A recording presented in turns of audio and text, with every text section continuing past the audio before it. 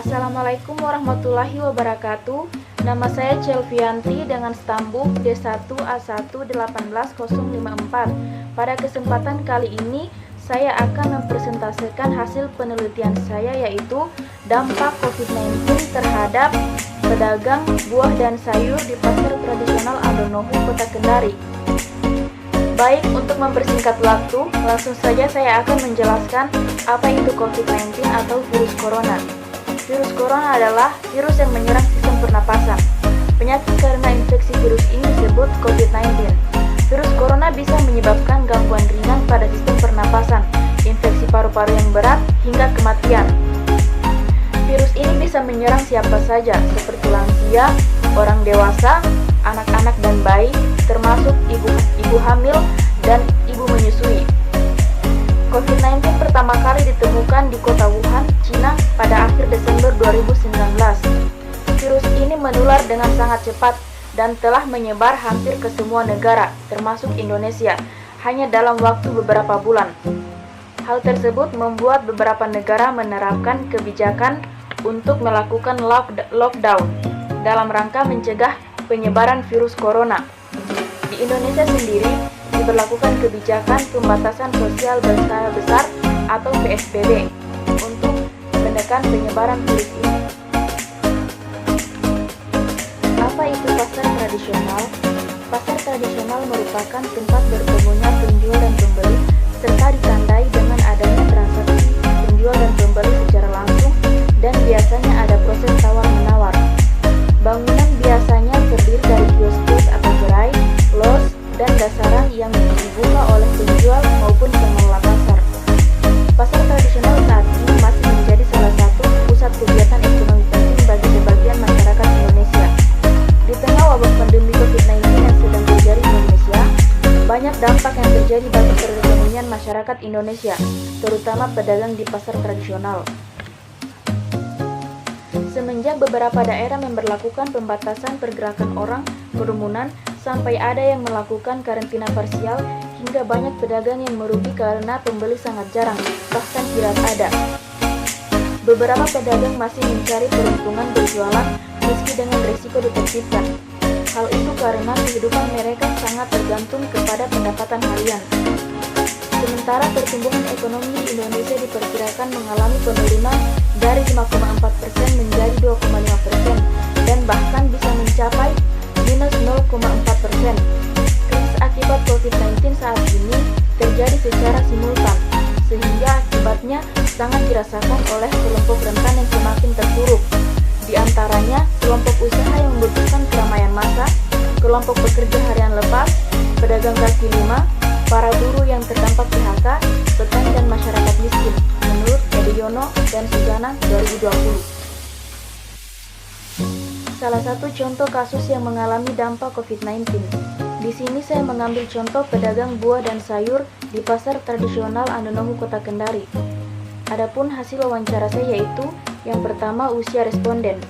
Pada umumnya, usia produktif seseorang untuk dapat bekerja pada bisnis sektor non-formal dengan tidak mengutamakan latar belakang pendidikan dimulai dari 15 tahun sampai 50 tahun.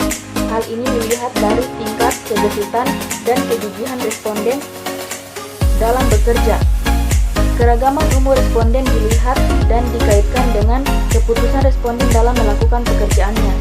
Responden pertama berusia 31 tahun dan responden kedua berusia 48 tahun, yang artinya sebagian besar responden masuk dalam kategori usia produktif yang mendukung mereka untuk melakukan kegiatan pemasaran komoditi mereka.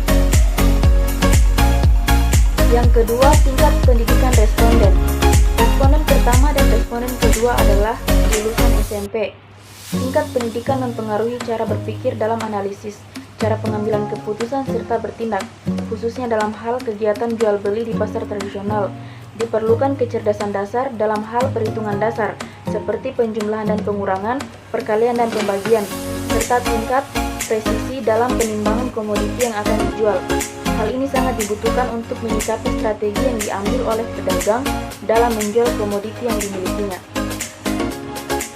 Yang ketiga, jenis komoditi yang dijual. Jenis sayuran yang dijual oleh responden pertama yaitu kangkung, bayam, kacang panjang, terong, jagung, kol, tomat, cabai besar, cabai keriting, toge, dan labu muda. Jenis buah yang dijual oleh responden kedua yaitu rambutan, jeruk manis, buah naga, salak, semangka, dan apel. Skala usaha responden berada pada skala kecil dan menengah, dan untuk memenuhi kebutuhan hidup, para responden tetap memilih untuk terus melanjutkan usaha menjual buah dan sayur walaupun masa pandemi COVID-19 kurang lebih 10 bulan. Karena apabila usaha berhenti, maka akan sulit untuk memenuhi kebutuhan sehari-hari keluarga mereka. Hal ini sesuai dengan literatur Hardayono tahun 2020, bahwa di samping ditentukan oleh jenis sektor, dampak COVID-19 terhadap keberlanjutan usaha juga ditentukan oleh skala usaha. Yang keempat, modal usaha sebelum dan sesudah pandemi COVID-19.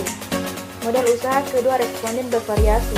Sebelum pandemi COVID-19, responden pertama memiliki modal kurang lebih Rp500.000. Responden kedua memiliki modal kurang lebih Rp2 juta. Penurunan modal usaha terjadi pada kedua responden.